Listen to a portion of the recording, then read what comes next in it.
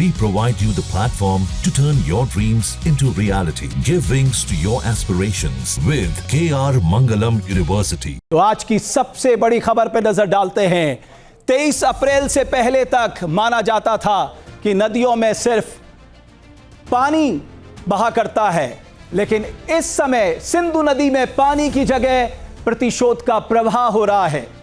अब देखते हैं आज की बड़ी खबर, भारत का कोप, सिंधु से प्रतिशोध।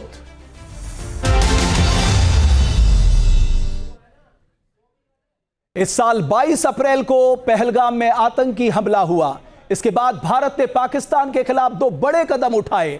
पहला, सिंधु जल संधि को निलंबित करना, दूसरा पाकिस्तान और पीओके में मौजूद आतंकी ठिकानों को मिट्टी में मिला देना। भारत के दूसरे एक्शन यानी आतंकी ठिकानों को मिट्टी में मिलाने को लेकर न्यूज नेशन आपको बहुत कुछ दिखा चुका है। वो कहावत है ना, सांप भी मर जाए और लाठी भी ना टूटे। भारत ने पाकिस्तान के साथ कुछ ऐसा ही खेला कर दिया है। भारत की वाटर स्ट्राइक से आतंकी देश पाकिस्तान की ये 5 बड़े झटके लगने जा रहे हैं। सिंधु का पानी नहीं पहुंचने से इस वर्ष पाकिस्तान के खेत सूखने लगे हैं। अब पाकिस्तान के किसान के समक्ष सबसे बड़ा संकट यह है कि वो अपने फसलों की बुआई कैसे करेगा। पाकिस्तान की जनता को आज अपना भविष्य अंधेरे में नजर आ रहा है। यह पक्का मान लीजिए कि हालात ये हैं, पाकिस्तान में अकाल पड़ सकता है, भुखमरी तय है, खाद्यान्न का संकट पैदा होना तय है। खाद्यान्न संकट के चलते महंगाई बढ़नी तय है और महंगाई बढ़ने से विद्रोह होना तय है और विद्रोह होने से पाकिस्तान के 4 टुकड़े भी होना तय है। पाकिस्तान का निकम्मापन तो देखिए, किसानों की फसलें भाड़ में जाएं, लेकिन पाकिस्तान में आतंक की फसल फलनी फूलनी चाहिए।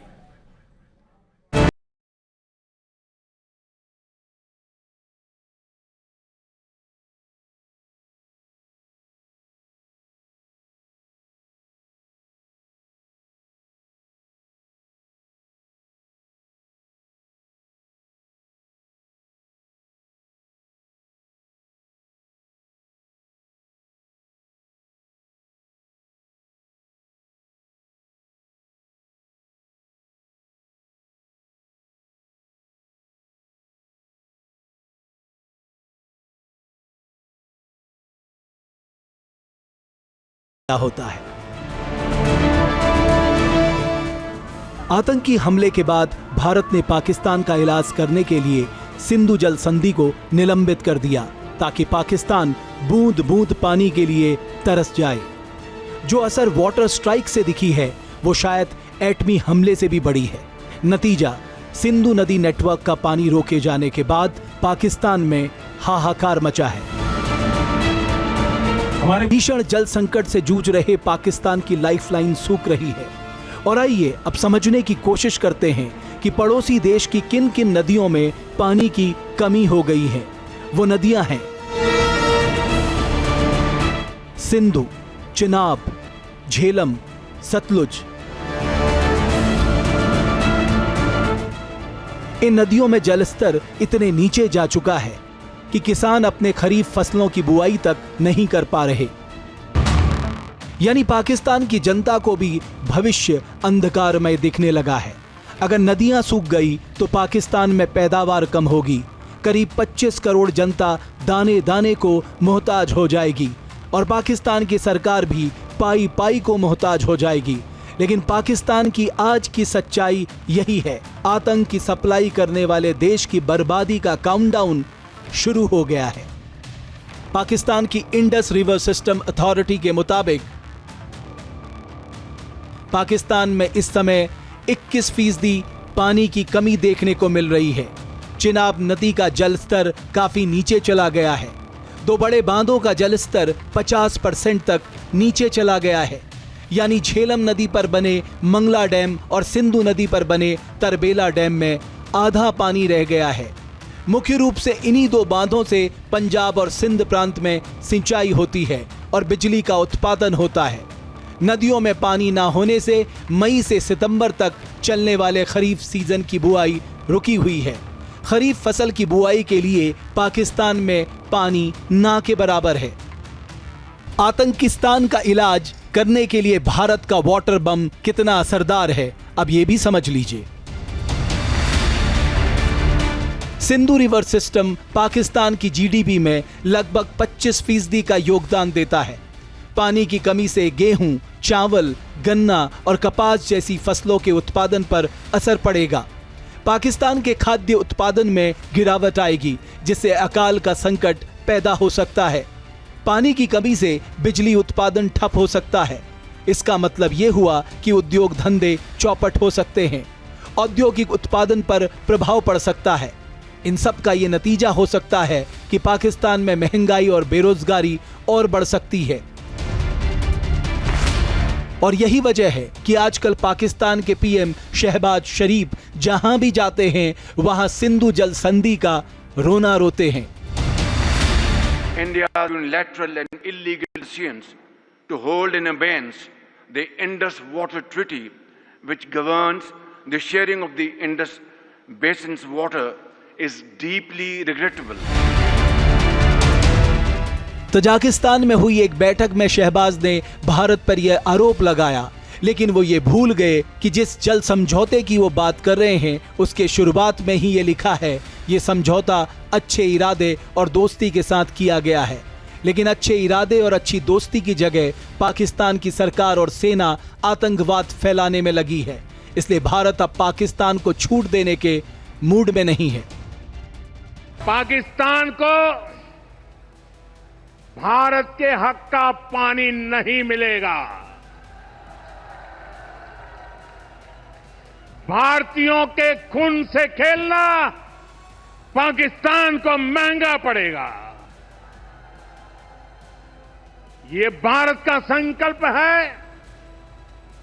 और दुनिया की कोई ताकत हमें इस संकल्प से टिका नहीं सकती है।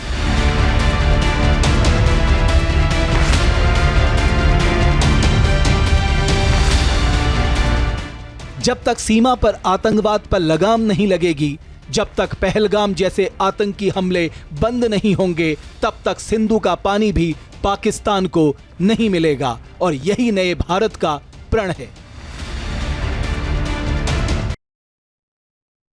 तो भारत संकल्पित है कि पाकिस्तान को उसके किए का दंड देना ही होगा। इसलिए सिंधु जल समझौता स्थगित करने के बाद अब भारत कई ठोस कदम उठा रहा है। इसके तहत पंजाब फिरोजपुर में हुसैनी वाला हेड के सभी गेट बंद कर दिए गए हैं। इससे सतलुज नदी का पूरा पानी पाकिस्तान नहीं जा पा रहा है। इसके साथ ही सतलुज और व्यास नदियों के संगम पर स्थित हरी के पत्तन हेड के भी गेट बंद कर दिए गए हैं। दोनों हेड के गेट बंद होने से पाकिस्तान के पंजाब प्रांत में सतलुज नदी के पानी के लिए हाहाकार मचा है। भारत जम्मू कश्मीर में चिनाब नदी पर बगलीहार और सलाल जल विद्युत परियोजनाओं के जलाशयों की सफाई कर रहा है, ताकि पाकिस्तान जाने वाले पानी को स्टोर और कंट्रोल किया जा सके। अब हम आपको विस्तार से बताते हैं कि सिंधु, झेलम और चिनाब का पानी भारत कहां कहां रोक सकता है। अगर आप चिनाब नदी पर जम्मू कश्मीर के रामबन में बगलीहार बांध प्रोजेक्ट बना है, यहां पानी स्टोरेज करने की योजना पर काम शुरू हो चुका है। चिनाब नदी पर जम्मू के ही किश्तवाड़ में एक पनबिजली परियोजना बन रही है। रातले बांध नाम की इस परियोजना पर अगर पानी रोका गया तो जम्मू कश्मीर को बिजली सप्लाई बढ़ जाएगी। चिनाब नदी पर जम्मू कश्मीर के रियासी जिला में सलाल बांध बना है, जहां पानी स्टोर करने की प्रक्रिया शुरू कर दी गई है। बात झेलम नदी की करें तो इस पर बांदीपुरा में 330 मेगावाट का Kishan Ganga hydro electric project बना है। यह प्रोजेक्ट झेलम की सहायक नदियां नीलम पर बना है। यहां भी पाकिस्तान जाने वाला पानी रोका जा सकता है। वहीं सिंधु नदी की बात करें तो इस लद्दाख के लेह जिले में नीबू बाजको बांध प्रोजेक्ट है। यह 45 मेगावाट की छोटी रन ऑफ द रिवर परियोजना है। जम्मू कश्मीर में किसी भी जल विद्युत परियोजना को शुरू करने में सबसे बड़ी अड़चन सिंधु जल संधि थी। इसके स्थगित होने के बाद भारत सरकार को परियोजना शुरू करने से पहले पाकिस्तान या फिर विश्व बैंक से मंजूरी नहीं लेनी पड़ेगी। मतलब अब जम्मू कश्मीर में जल विद्युत परियोजनाओं का काम भी तेजी से पूरा होगा और यहां के लोगों को उनका हक भी मिलेगा। जम्मू कश्मीर देश का पावर हाउस बन जाएगा।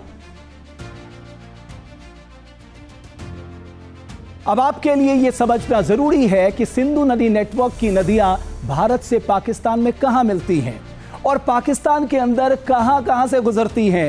यह जानना इसलिए जरूरी है क्योंकि इसी से पता चलेगा कि भारत के पानी रोकने से पाकिस्तान का कौन सा क्षेत्र प्रभावित होने वाला है। तो सबसे पहले बात करते हैं सिंधु नदी की, जो लद्दाख सीमा को पार करने के बाद पाकिस्तान के गिलगिट बल्तिस्तान क्षेत्र में प्रवेश करती है। इसके बाद यह पाकिस्तान में पंजाब, खैबर पख्तूनख्वा और सिंध प्रांत में बहते हुए अरब सागर में मिल जाती है। इस दौरान सिंधु नदी कराची, पेशावर, लावलपिंडी और कोट बिथन से गुजरती है। अगर इस तरह झेलम नदी कश्मीर घाटी से निकलकर पाकिस्तान के पंजाब प्रांत में प्रवेश करती है, फिर पंजाब प्रांत के मैदानी इलाकों से होकर बहती हुई और अंततः चिनाब नदी में मिल जाती है। इस दौरान झेलम नदी मुजफ्फराबाद, न्यू मीरपुर सिटी और झांग से गुजरती है। वहीं चिनाब नदी का पानी जम्मू के अखनूर से पाकिस्तान के सियालकोट में प्रवेश करता है। सियालकोट से कोट बिथन तक जाती है, वहीं सिंधु नदी में मिल जाती है। इसके अलावा पाकिस्तान में रावी नदी लाहौर और पठानकोट से गुजरती है, जबकि सतलुज नदी पंजाब और बहावलपुर से होकर गुजरती है। वो कहते हैं ना, जैसी करनी वैसी भरनी। पाकिस्तान आज अपनी करनी का फल भुगत रहा है। लेकिन आज सवाल पाकिस्तान की आवाम से भी है कि क्यों नहीं पाकिस्तान की आवाम जितना आर्मी और सरकार से कहती है कि भारत में आतंकवाद फैलाने के बजाय पाकिस्तान से गरीबी हटाओ, भुखमरी हटाओ, बेरोजगारी हटाओ।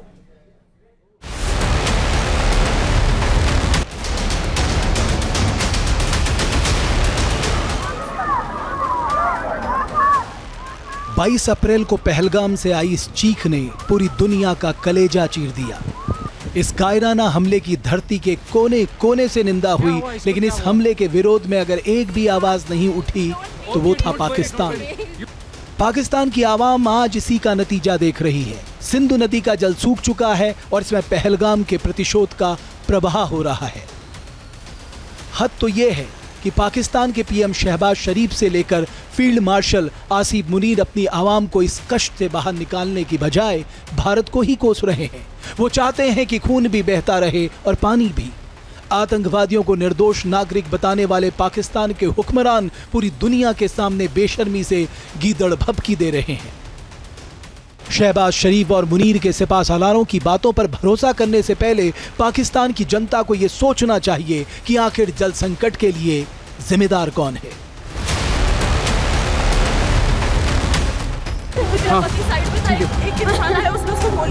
यहाँ पे पाकिस्तान की आवाम को पहले इन तस्वीरों को देखना चाहिए, कैसे धरती के जन्नत को खून से लाल कर दिया गया। और ये सब हुआ पाक आर्मी चीफ आसिम मुनीर के निर्देश पर।